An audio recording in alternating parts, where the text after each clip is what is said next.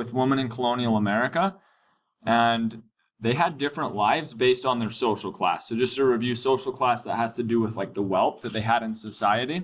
So you look at upper class women, for example, they had to work, but they're more managing servants. They're more managing people that were enslaved, telling them, okay, like work on this task, you clean this, you can be preparing this meal, okay, you can go work in the field. So they're doing more managing instead of manual labor. And that's different than middle class and lower class women, who some of them were out in the farms. Some of them are working alongside the men.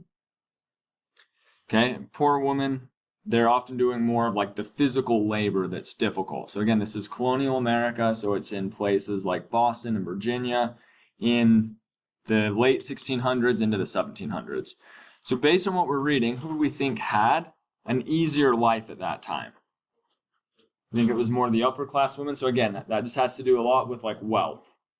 Yeah, so upper class women had an easier life, but that doesn't mean things were perfect. They still didn't have the right to own their own property. So they had a lot of their wealth through their families, through like their husbands, for example.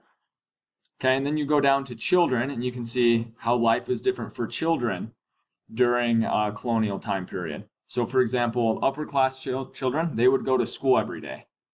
At that time, school cost money, and so not everyone could go. A lot of people were not able to go, but the like wealthier kids, they would go to school where they could learn about politics and business. Some of them would go on to study law. Many of the founding fathers, for example, fit into this category. So people like Thomas Jefferson,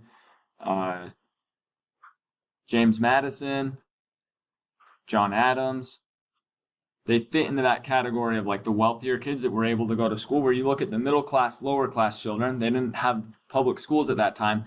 A lot of them are forced to work like longer hours. They're out there working with their dad's farming, or they're learning a trade of like making clothing or making like different materials. Okay, and so life's pretty different for people based on if their families had money or not. Today, we have public education. Everyone can go to school. Okay, it's funded by tax dollars. Anyone can go to a public school. Some people can choose to go to a private school, but that costs more money.